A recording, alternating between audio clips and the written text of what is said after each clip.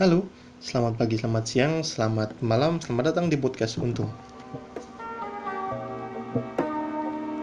Nah, ya setelah 2 minggu saya nggak upload karena ya banyak kesibukan. So sibuk. Hari ini saya datang dengan satu topik yang mungkin agak telat gitu ya, karena ya ini sebenarnya sudah saya rencanakan sejak lama, cuma baru bisa tag sekarang. Topiknya adalah itu, gimana rasanya jadi ODP. Saya pernah jadi ODP di kampung saya karena saya pulang kampung. Ya, rasanya itu gimana gitu kan. Karena mungkin kalian nggak pernah, maaf, karena mungkin kalian nggak jadi ODP atau gimana, itu tenang-tenang saja gitu hidupnya ya. Tapi saya pertengahan, akhir Mei kemarin saya pulang dan saya dinyatakan jadi ODP oleh Pak RT saya. Itu rasanya gimana gitu kan. Ya begitulah. Oke, saya ceritakan kronologinya dulu.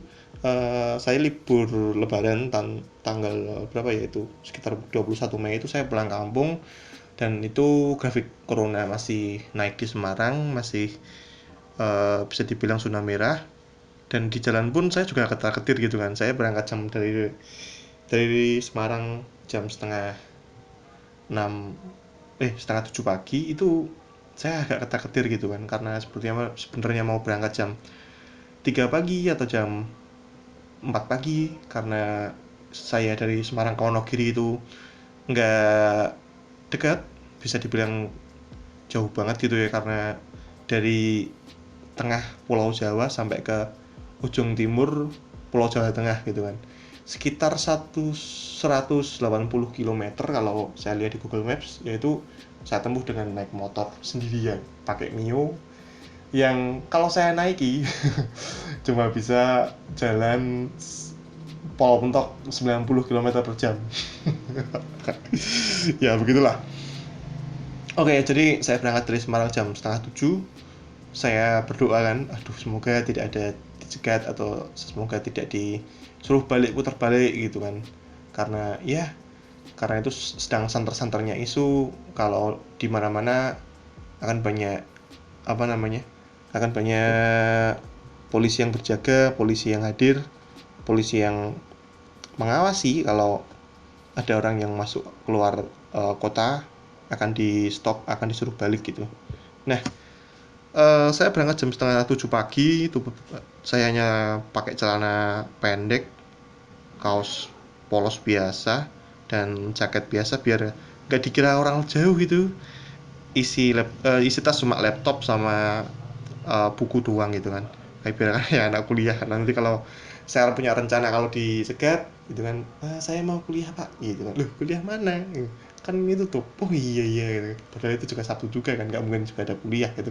Saya pikir ya, tapi ya namanya juga untuk jaga-jaga, nggak apa-apa lah, saya coba gitu saya. Terus saya berangkat. Saya punya info kalau di daerah Semarang atas harus ada, biasanya ada cegatan atau bisa ada razia. Ternyata tidak ada. Saya dengan aman nih. Tahap 1 aman, jalan lagi tuh sampai Ungaran, katanya ada, tapi tidak ada juga. Aman gitu kan. Sampai Salatiga saya jalan. Sampai Salatiga kan jam, kalau setengah 7 berarti kan sampai jam Salatiga setengah 8, ya jam 7 lebih sedikit lah. Saya jalan lagi.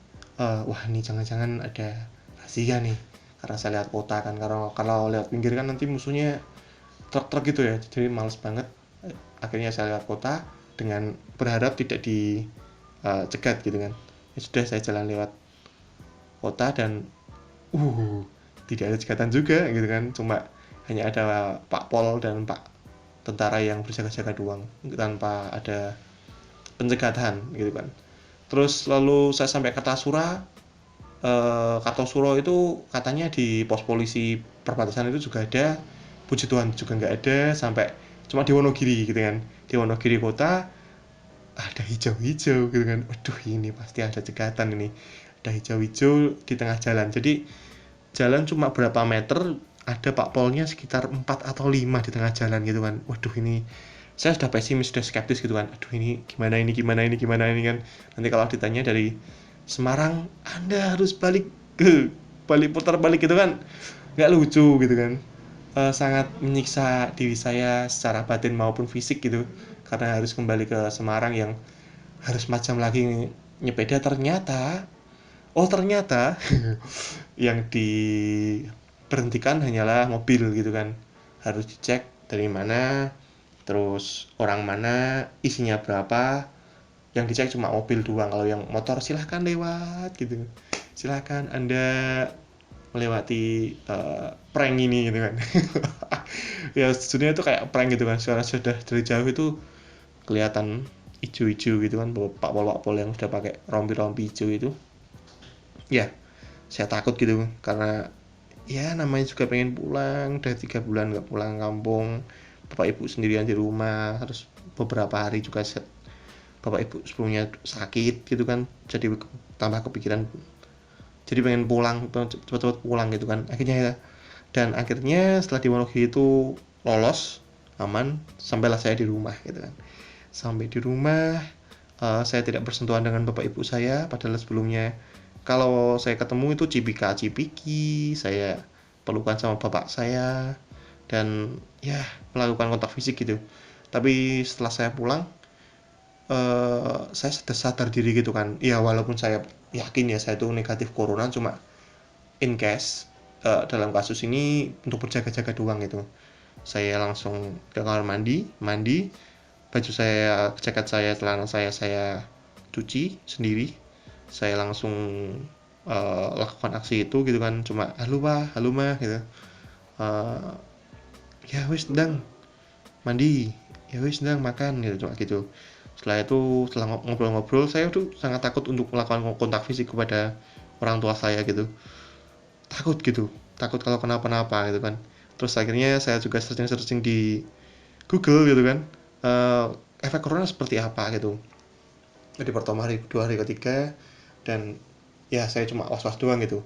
Hari lalu siang itu saya setelah itu makan dan cerita-cerita, cuma yang ngobrol-ngobrol biasa sekitar, tanpa melakukan kontak fisik gitu. Dan setelah itu malamnya biasanya kan, keluarga kami kalau tidur kayak lele gitu ya, kayak bandeng. Ikan bandeng yang dijejer-jejer di lantai, ya itu keluarga saya kalau tidur gitu kan. Jadi ada saya, bapak dan ibu. Wah ketahuan ini, masih tidur sama orang tua gitu kan. Ya karena kita nggak punya kamar gitu ya, kita nggak punya kamar, kamarnya cuma satu dan dipakai buat bareng-bareng gitu.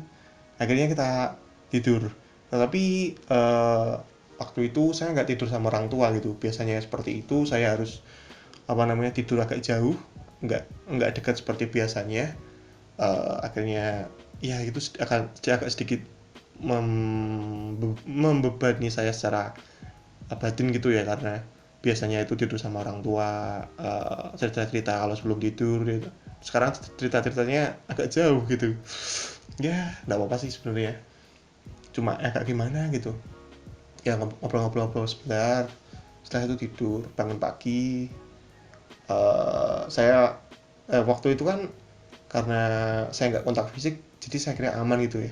Terus setelah itu, karena ibu saya itu punya asma, saya agak takut gitu, karena ya namanya corona ini menyerang menyerang pernafasan terutama. Saya agak takut itu, setiap ibu saya batuk itu langsung setiap ibu saya batuk terpingkal-pingkal sampai kayak orang sakit beneran, itu saya agak takut gitu. Waduh ini jangan-jangan gimana nih, waduh ini jangan-jangan gimana nih. Ya seperti itulah. Bukannya saya mempercayai gimana-gimana, saya negatif thinking enggak, tapi karena saya sudah jarang di rumah dan ibu saya seperti itu kan, saya jadi takut gitu kan. Ibu saya itu kalau capek itu biasanya ya gitu, kalau capek sering sakit ternyata. Dan itu sering batuk-batuk, itu kalau wajib banget kalau ibu saya sakit, kalau ibu saya kecapean atau ibu saya stres itu pasti seperti itu ternyata. Saya dibilangi saya, wis rapopo, udah nggak apa-apa, itu udah biasa gitu kan. Oh ya udah lah itu kan. Hari kedua paginya saya ke Pak RT saya, ya halo Pak RT, saya datang dari Semarang gitu kan, ya sudah gitu. Anaknya PRT sudah mendata saya dimasukkan ke list gitu, akhirnya saya udah terdaftar resmi resmi sebagai ODP. Cuma ODP-an sih, tapi itu agak gimana ya, agak kasih stereotip yang dibilang mengerikan gitu kan, mau kemana-mana susah, nggak enak gitu karena harus izin gitu kan. Di PRT saya tuh lucu gitu. Waktu saya ke PRT, halo PRT, halo, ngomong di gue, dari mana kamu gitu kan. Dari Semarang kan. Lu, nyebar virus dong gue.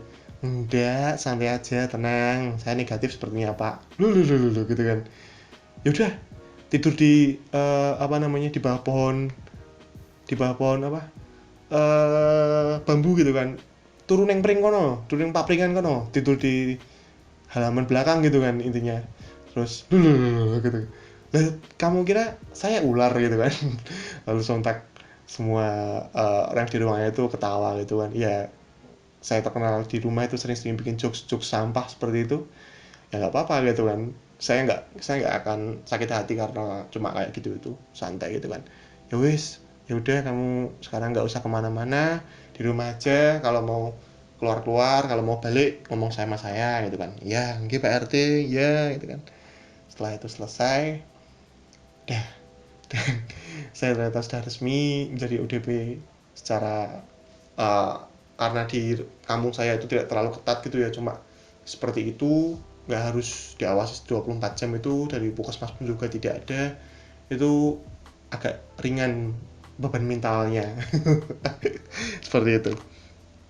Oke, setelah itu saya pengen potong rambut karena rambut saya ini sudah keriting banget, sudah keribu gitu kan. Saya juga akan pikir-pikir nih, di sini orang-orangnya nggak seperti itu, nggak apa namanya, barbershopnya itu nggak semodern di kota gitu kan. Ya sudah, akhirnya saya nggak potong rambut itu. Saya di rumah dari tanggal 21 sampai 25 itu saya nggak potong rambut. Ya walaupun bisa sih, cuma saya agak nggak enak aja karena kalau potong rambut, dan posisi saya sebagai ODP mudik gitu kan.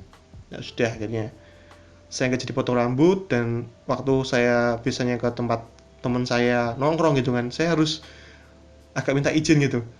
Mas, aku tak main ke tempatmu ya. Yuk, nggak apa-apa, sini aja gitu. Tapi aku dari Semarang loh, nggak apa-apa ini. Halah, nggak apa-apa, santai aja. Aku yakin kamu negatif corona ya gitu kan.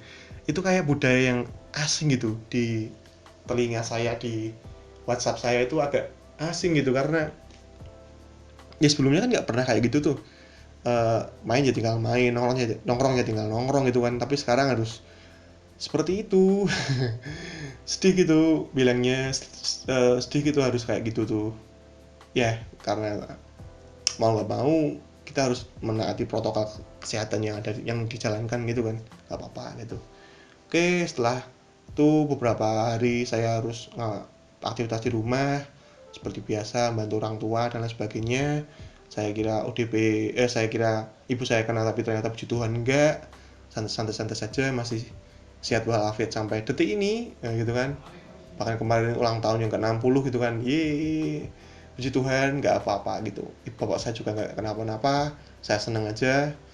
Dan terus tetangga-tetangga saya juga nggak ada yang kena, walaupun saya melakukan sedikit kontak fisik kayak uh, ngasihkan gelas dan lain sebagainya gitu, seperti itu. Tapi nggak apa-apa, puji Tuhan gitu kan. Nah rasanya itu kalau dipikir-pikir jadi kayak apa ya, napi, nggak, bukan napi juga sih, kayak orang asing gitu. Harus ngapa-ngapain harus izin, uh, mau ngapa-ngapain nggak enak, mau ngapa-ngapain kayak kayak kayak orang asing, bener-bener strangers from nowhere gitu ya. Ya gitulah rasanya. Mungkin kalau teman-teman uh, kalau teman-teman mengalami ini mungkin sama gitu kan rasanya.